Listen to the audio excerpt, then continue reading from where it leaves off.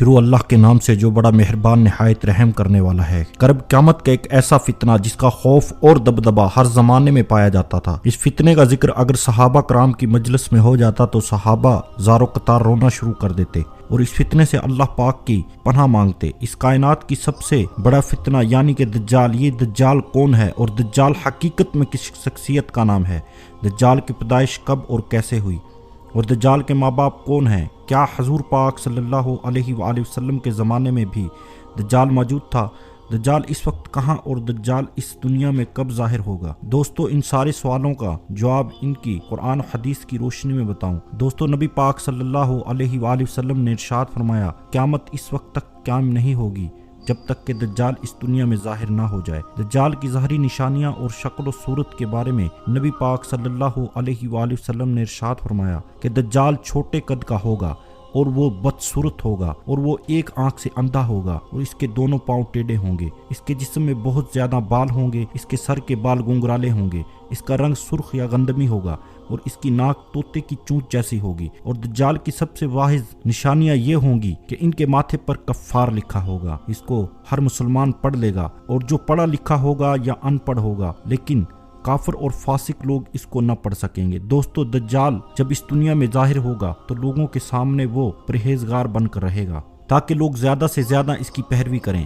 لیکن اندر سے وہ کفاروں کی طرح ظالم ہوگا۔ دجال سب سے پہلے نبوت کا دعویٰ کرے گا، جب اس کے ماننے والوں کی تعداد زیادہ ہو جائے گی تو اس کے بعد یہ خدائی کا دعویٰ کرے گا۔ دجال ایک بہت بڑی سواری پر سوار ہو کر پوری روئے زمین پر گردش کرے گا، وہ سواری اتنی بڑی ہوگی کہ ان کی آنکھوں کا درمیانی فاصلہ 40 گز کا ہوگا۔ دوستو دجال کے پاس بے شمار طاقت، بے شمار مال و دولت کے خزانے ہوں گے، اس روئے زمین کے زیادہ تر نہروں پر قبضہ ان کا ہوگا اور اس کی اجازت کے بغیر کوئی بھی پانی نہ پی سکے گا۔ یہ لوگوں کو گمراہ کرنے کے لیے طرح طرح کی شد بازیاں دکھائے گا، یہ آسمان کو حکم دے گا تو وہ بارش برسائے گا، یہ زمین کو حکم دے گا تو سبزے اگائے گی۔ اس وقت دجال اپنے آپ کو خدا کہے گا، جو لوگ اس کے پیروکار بن جائیں گے ان کو یہ مالا مال کر دے گا اور وہ لوگ عیش و عشرت کی زندگی گزاریں گے، اور جو لوگ دجال کو خدا ماننے سے انکار کر دیں گے ان کو وہ قتل کر دے گا۔ دوستو دجال بجلی سے زیادہ تیز رفتار اور اس کی زمین کے اندر گردش کرے گا اور وہ دنیا کے ہر کونے میں جائے گا۔ اس وقت دنیا کے تمام کافر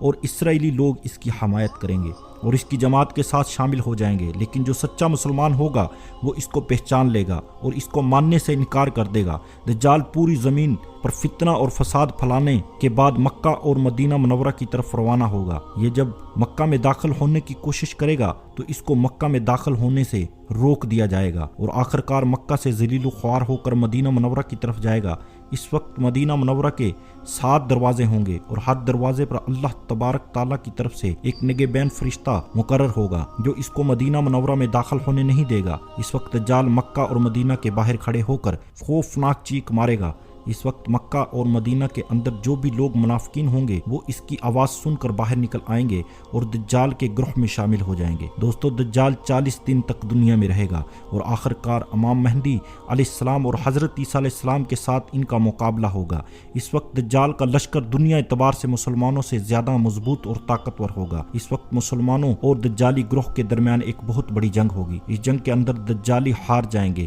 اور دجال کے لشکر کو بہت بری طرح ہار کا سامنا کرنا پڑے گا۔ اس وقت دجال حضرت عیسیٰ علیہ السلام سے ڈرتے ہوئے فلسطین کی طرف بھاگ لے گا اور حضرت عیسیٰ علیہ السلام اس کا پیچھا کرتے ہوئے اس کو مقام لحد پر پکڑ لیں گے اور اللہ تبارک تعالیٰ کے حکم سے دجال کو قتل کر دیا جائے گا۔ دوستو اب بات کرتے ہیں کہ دجال کون ہے، اس کے ماں باپ کون ہیں۔ دجال کی پیدائش کے متعلق مختلف روایات ملتی ہیں، جیسا کہ نبی پاک صلی اللہ علیہ وسلم کے دور میں ایک بات مشہور ہے، جیسا کہ نبی پاک صلی اللہ علیہ وآلہ وسلم کے دور کی بات ہے کہ جب مسلمان مکہ سے مدینہ کی طرف ہجرت کر رہے تھے تو ان دنوں میں ایک مدینہ کے اندر ایک یہودی عورت نے ایک بچے کو جنم دیا جو کہ پیدائشی کانا تھا۔ پیدائش کے اعتبار سے یہ بچہ بہت عجیب و غریب تھا۔ بچپن میں یہ بچہ مدینہ کے اندر بچوں کے ساتھ کھیلا کرتا تھا اور آہستہ آہستہ یہ بچہ مدینہ کے اندر مشہور ہونے لگا اور مدینہ کے اندر اس نے اپنے اوپر وہی آنے کا دعویٰ کر دیا اور یہ بچہ لوگوں کے سامنے عجیب و غریب اور پرسرار باتیں کرنے لگا۔ جب اس کی ماں کو یہ علم ہوا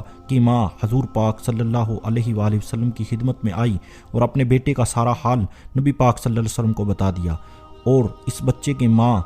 حضرت محمد صلی اللہ علیہ وآلہ وسلم سے گزارش کرنے لگی کہ اب اس بچے کا معائنہ کریں، یہ کیا کر رہا ہے۔ ایک دن حضور پاک صلی اللہ علیہ وآلہ وسلم صحابہ کرام کے ہمراہ اس بچے کا معائنہ کرنے کے لیے اس کے گھر کی طرف روانہ ہوئے تو آپ نے راستے میں اس بچے کو انصاری بچوں کے ساتھ کھیلتے ہوئے دیکھا۔ اس بچے کا نام ابن سیاد تھا۔ اس وقت حضور پاک صلی اللہ علیہ وآلہ وسلم کے ساتھ عمر بن خطاب رضی اللہ عنہ اور دیگر صحابہ کرام بھی موجود تھے۔ اس وقت ابن سیاد بلغوت کے قریب یعنی جوان ہونے والا تھا۔ حضور پاک صلی اللہ علیہ وآلہ وسلم اس کے قریب گئے لیکن ان کو پتہ نہ چلا تو آپ صلی اللہ علیہ وآلہ وسلم نے اس کی کمر پر ایک ضرب لگائی اور ابن زیاد سے فرمایا کہ کیا تم گواہی دیتے ہو کہ میں اللہ کا رسول ہوں؟ تو ابن زیاد نے حضور پاک صلی اللہ علیہ وآلہ وسلم کی طرف دیکھا اور کہا ہاں میں گواہی دیتا ہوں کہ آپ اللہ کے رسول ہو۔ پھر ابن زیاد نے آپ صلی اللہ علیہ وآلہ وسلم سے کہا کیا آپ گواہی دیتے ہو کہ میں اللہ کا رسول ہوں؟ تو حضور پاک صلی اللہ علیہ وآلہ وسلم نے ابن زیاد کو چھوڑ دیا اور فرمایا کہ میں اللہ اور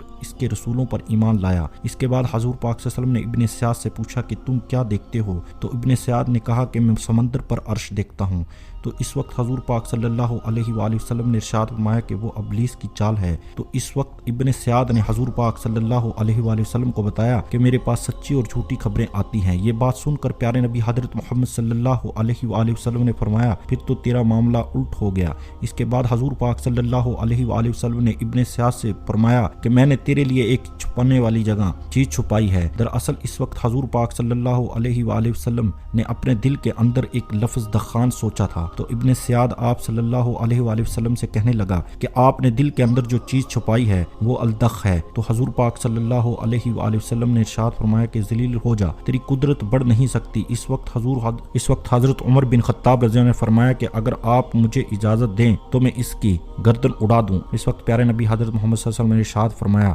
کہ اسے چھوڑ دو کہ اگر تو یہ سچا ہے تو اسے قتل نہیں کر سکتے اور اگر یہ جھوٹا ہے تو اسے قتل کرنے میں کوئی بھلائی نہیں ہے۔ دوستو مدینہ کے لوگ ابن زیاد کے بارے میں کہا کرتے تھے کہ بعض شیاطین اس کے پاس آتے جو اسے عرش الہی کی خبریں دیا کرتے تھے، جبکہ حضور پاک صلی اللہ علیہ وآلہ وسلم نے ابن زیاد کے بارے میں سکونت اختیار کیونکہ حضور پاک صلی اللہ علیہ وسلم کی طرف سے یہ وحی نہیں کی گئی کہ ابن زیاد کی حقیقت کیا ہے، جبکہ بعض لوگ ابن زیاد کو ہی دجال مانتے تھے اور جب چند صحابہ کرام کا خیال بھی یہی تھا کہ ایک دوستو ابن زیاد کے اندر ایسی بہت ساری نشانیاں موجود تھی جو کہ ہو بہو دجال کی نشانیاں تھی۔ یہی وجہ ہے کہ اس دور کے اندر صحابہ کرام بھی ابن زیاد کو دجال کہا کرتے تھے اور بعض مفسرین کا یہ کہنا ہے کہ ابن زیاد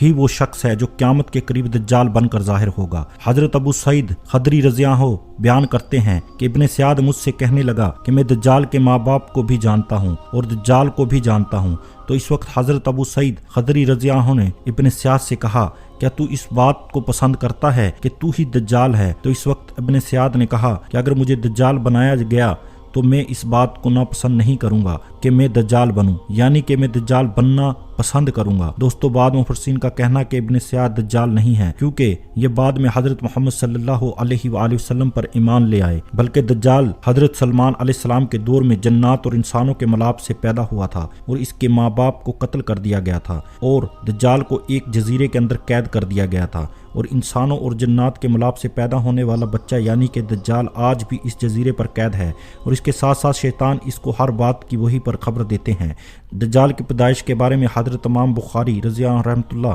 دجال کے بارے میں کہا جاتا ہے کہ حضرت آدم علیہ السلام کو جنت سے نکالا گیا تھا اور دجال کو بنا ماں باپ کے ہی پیدا کیا گیا تھا۔ دوستو حقیقت تو یہ ہے کہ دجال قیامت کے قریب ظاہر ہوگا اور اس کی جو نشانیاں ہوں گی وہ حضور پاک صلی اللہ علیہ وآلہ وسلم کی حدیث میں واضح طور پر مل جاتی ہیں، لیکن یہ دجال کہاں ہے اور کہاں سے آیا ہے اور کیسے پیدا ہوا ہے اور اس کی ماں باپ حقیقی طور پر کون ہیں، اس کے بارے میں کسی کو کوئی علم نہیں ہے۔ اس کا علم صرف اللہ تبارک تعالیٰ کی ذات کے پاس ہے۔ اللہ پاک ہی بہتر جانتا ہے کہ دجال حقیقت میں کون ہے اور وہ کیسے پیدا ہوا۔ اللہ تبارک تعالیٰ سے دعا ہے کہ اللہ پاک اپنے پیارے حبیب حضرت محمد صلی اللہ علیہ وآلہ وسلم کے صدقے ہم سب کو دجال کے فتنے سے بچائے اور ایمان کی سلامتی کے ساتھ ہمیں زندگی گزارنے پر مرنا نصیب فرمائے، اور ہمارے چینل کو لائک سبسکرائب کرتے رہو۔ اس طرح کی ویڈیو آپ کو روز بروز انشاءاللہ ملتی رہیں گی۔ السلام علیکم۔